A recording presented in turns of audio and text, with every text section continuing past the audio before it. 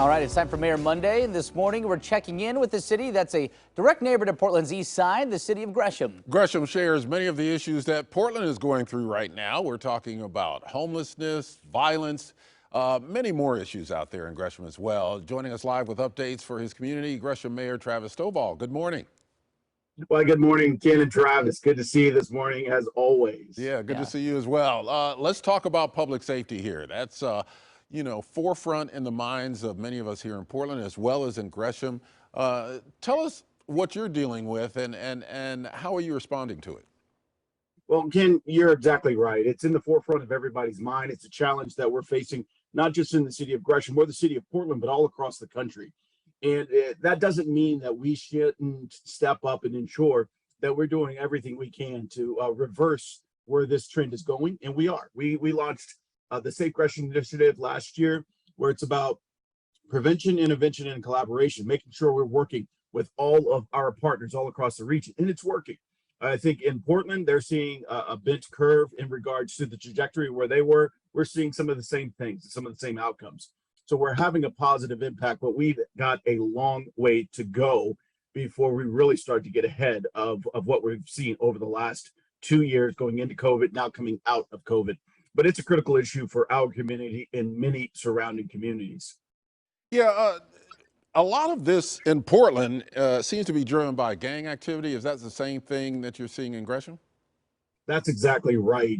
I get updates from our key partners across the region, and they tell me all the time. They say roughly about 60 to sometimes 70% of the violent crime that we see is retaliatory in nature. And that certainly points to gang activity. And we've got to make sure we're working together. We have to make sure we're sharing information among our agencies to make sure that we have an opportunity to get in front of this. And it really takes a concerted effort, making sure that we are out in the community working with our key partners, not just law enforcement, but also our community-based organizations, sometimes called CBOs, to ensure that we're working with them to listen to what's going on in the community and try to get ahead of some of what's going on with prevention. But also, it also lends itself well to the concept of engagement and opportunity.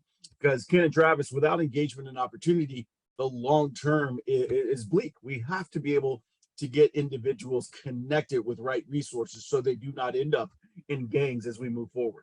Well, in speaking of some of those resources, last time we had you on, I know we talked about the launch of the Youth Services Division, and you're still in the process of launching that. Tell us exactly what the Youth Services Division is all about and why it's so important.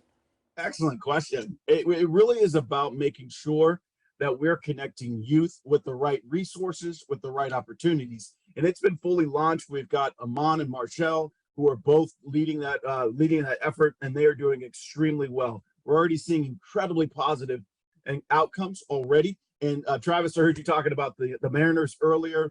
One of the things that our youth services got to do is actually head up to Seattle to a Seahawks game. I know that's football, but still fun, though.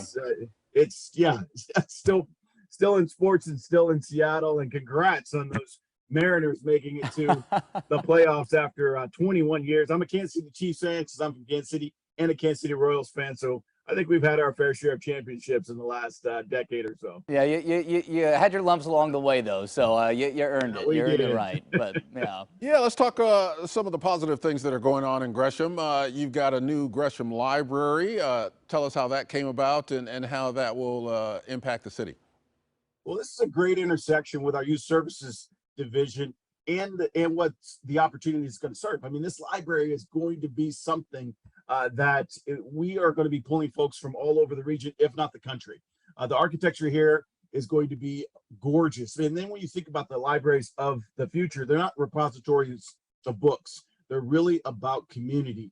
And so when you think about it, it's going to be about workforce development. It's going to be about ensuring that we've got a community space so that we can bring folks together in collaboration and community. That's what the libraries of the future, connecting them digitally, maybe even things like childcare and various opportunities to get further engaged. That's what our youth needs. And so it's a facility that's going to help us in that effort. And talking about, again, that connection between youth services and this, really it's going to give another outlet for our team at the city to be able to engage and make sure that our youth have that opportunity. So again, they do not end up on the path that points them down the road where they become part of the criminal element. And for that so library, it's really about engagement. and for that library, what's the timetable for opening?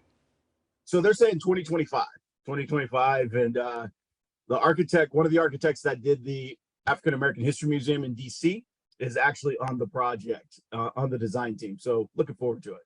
Wow. Well, it's a big step, and like you said, to focus on the youth, the kids, of course, are the future. Goes without saying. So, putting a lot of those resources into that. Gresham Mayor Travis Stovall, thanks as always for taking the time to join us this morning. Really appreciate your time.